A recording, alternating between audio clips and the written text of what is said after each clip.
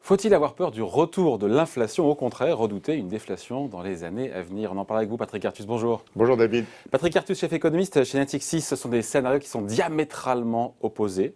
Et pourtant, chaque camp a de solides arguments à faire valoir. Mais cette question, c'est vrai qu'on se la pose quasiment tous les ans. Et aucun des deux camps n'a raison pour l'instant. Oui, alors c'est quand même extrêmement intéressant, parce qu'effectivement, s'il y avait un camp qui avait raison et un camp qui avait tort, ça se saurait, et puis ça serait pas drôle. Tandis que là, on a vraiment des arguments qui sont assez forts dans les deux camps. Alors il faut aller dans les arguments vraiment fondamentaux, et donc qui sont utilisés par des économistes absolument éminents qui s'intéressent à cette question. Alors, pas des cerveaux malades. Non, des gens vraiment qui travaillent, quoi. Donc du côté de la déflation, c'est une vieille question, c'est la question de l'excès d'épargne. Voilà. Cette question n'est pas nouvelle, je l'entends depuis longtemps. Larry Summers, par exemple, qui est quelqu'un qui a beaucoup travaillé sur cette question, Olivier Blanchard, enfin tout ça parle de ça depuis très longtemps, mais ça s'aggrave. Le taux d'épargne du monde a augmenté de 5 points de PIB en 20 ans. Hein. Et c'est beaucoup, quoi, 5 points de PIB d'épargne en plus. Et en plus, on observe le taux d'épargne que ce que les économistes appellent ex post. Hein, c'est-à-dire, on n'observe pas les intentions d'épargne. Et comme les taux d'intérêt ont beaucoup baissé, on peut penser que les intentions d'épargne, elles étaient encore plus élevées. Mais elles sont découragées par des taux d'intérêt très bas. Qui est la raison pour laquelle les taux sont bas. C'est que s'il y a trop d'épargne, il faut d'une part soutenir l'investissement et d'autre part faire baisser l'épargne. Plus les taux sont bas, plus on épargne. Normalement, plus on investit et moins on épargne, plus les taux sont bas, normalement. Hein. Oui, sauf que le produit de son épargne étant faible, oui, alors il y a cet effet-là. Il faut mettre plus d'argent de côté. Oui, mais on juge en général que quand même à la fin, les taux d'intérêt bas, ça finit par décourager l'épargne, quoi, dans le long terme. Là, on est dans des raisonnements de long terme. Et ben donc, alors que des taux qui d'intérêt qui baissent, on aurait dû voir une épargne découragée. Pourtant, oui, et donc c'est pour ça. Oui, elle augmente. Mais ce que je veux dire, c'est que l'épargne qu'on appelle exemptée, c'est-à-dire que avant ce découragement, c'est encore plus, quoi. Elle a encore plus monté. Or, celle qu'on observe ex post, elle a déjà augmenté de 5 points de PIB. Et donc, on a trop d'épargne. Avec, du coup, aussi quelque chose qui va avec, c'est ce qu'on appelle l'excès de la demande pour les dettes sans risque, hein, puisqu'une partie importante de cette épargne cherche à être placée de manière peu risquée. Et donc ça, c'est quelque chose qui est déflationniste, parce que dire qu'il y a trop d'épargne, c'est dire qu'il n'y a pas assez de consommation, quoi. Donc on a une faiblesse anormale de la demande. D'une part, ça aboutit à une inflation faible, et d'autre part, à long terme, ça aboutit à des taux d'intérêt faibles. Hein. Donc il y a vraiment dans l'économie mondiale... C'est le chemin dans lequel on est aujourd'hui. Oui, ça fait 20 ans, ou 30 ans que ça a commencé. C'est le Japon depuis 30 ans. Et ça s'aggrave ? Oui, la Covid l'aggrave, évidemment, puisqu'on a supplément... Mais ça s'aggravait avant, mais la Covid, alors c'est un nouveau saut énorme dans l'épargne. Et c'est assez peu probable que cette épargne-là, elle va être dépensée. Hein. On va sans doute reconsommer normalement, mais de là à consommer l'épargne accumulée en 2020, donc ça s'aggrave. Ouais. Alors, donc ça, c'est la force déflationniste. Nous avons un excès d'épargne dans l'économie mondiale. Alors, du côté de l'inflation, il y a deux débats. Il y a le débat sur la monnaie. L'hyperinflation. L'hyperinflation, voilà. Il y a le débat sur la monnaie. Parce qu'on crée beaucoup de monnaie.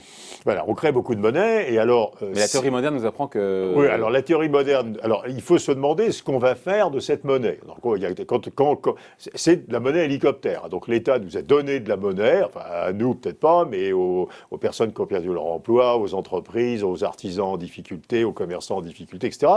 On leur a donné de la monnaie, hein, c'est la Banque centrale qui a imprimé de la monnaie. On peut faire 3 usages de cette monnaie. Le premier, c'est aucun.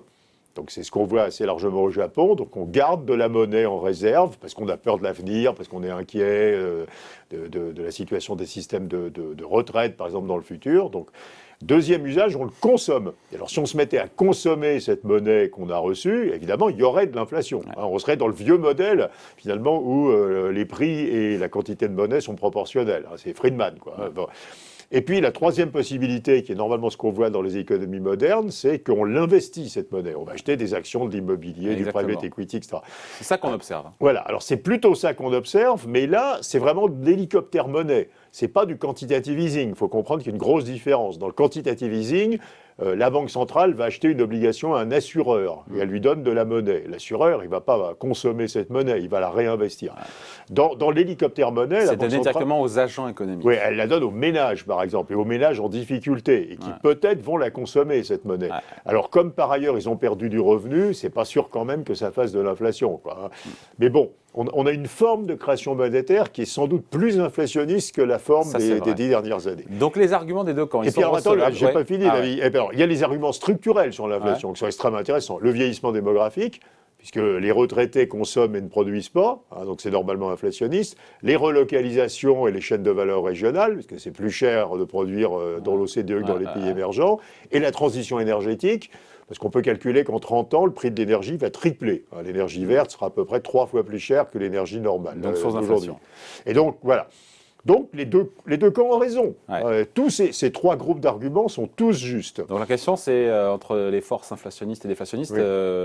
laquelle force va l'emporter? Moi, j'aime pas du tout cette façon de travailler pour un économiste, qui est de dire c'est peut-être 4, c'est peut-être 0, donc je vais dire 2. Quoi, la moyenne. Voilà. Je sais pas, je fais la Voilà, moyenne. je sais pas, c'est la moyenne. C'est un peu ce qu'on fait aujourd'hui avec les prévisions pour 2021. On dit c'est peut-être 8, c'est peut-être 2, donc je vais dire 5. Donc là, malheureusement, on est amené à faire ça. C'est-à-dire à dire, parce que c'est ce qu'on a observé jusqu'à présent. Jusqu'à présent, ces deux forces se sont à peu près équilibrées. Ouais. Et donc, si on restait dans cet on reste équilibre avec des une forces, inflation américaine qui est à autour de 2. Quoi, et si on restait dans cette configuration? Oui, c'est ce qui est le plus probable. Et c'est ce qu'attendent les marchés financiers.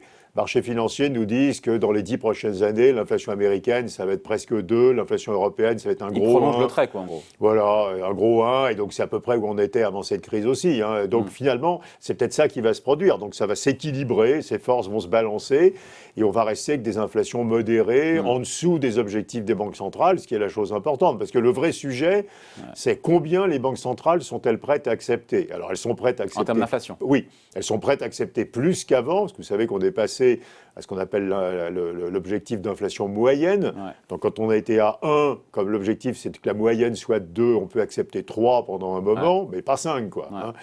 Donc, voilà. Donc le plus probable comme scénario, c'est qu'on va rester avec des inflations intermédiaires qui ne seront pas un problème pour les banques centrales. Mais c'est pas, c'est un scénario qui est une moyenne de deux scénarios très différents. À nouveau, c'est 0 plus 4 égale 2. Quoi, c'est plutôt ça qu'on dit. Et c'est un peu, j'aime pas trop travailler comme ça, mais on est à peu près obligé de travailler comme ça. Et honnêtement, c'est ce qu'on observe depuis 20 ans. Donc ça peut très bien se poursuivre. Cette compensation des effets divergents. Voilà donc, entre hyperinflation et déflation, on risque d'avoir la moyenne des deux. Voilà, en gros, oui, c'est à nouveau ce qui n'est pas satisfaisant comme façon de réflexion. Alors peut-être si vous avez encore 10 secondes sur ce sujet, je voudrais quand même réattirer l'attention de vos auditeurs sur cette nouvelle théorie, qui reprend du poil de la bête, qui s'appelle le néo-fichérisme, qui est une théorie qui dit, attention, en réalité, à long terme, l'inflation est déterminée par les taux d'intérêt nominaux.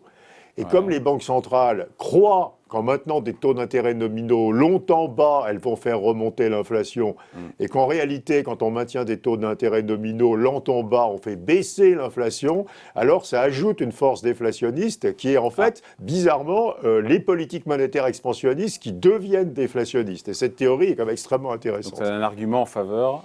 c'est en faveur du maintien d'une inflation vraiment très en dessous des objectifs des banques centrales. Merci beaucoup Patrick. Bye. Merci David.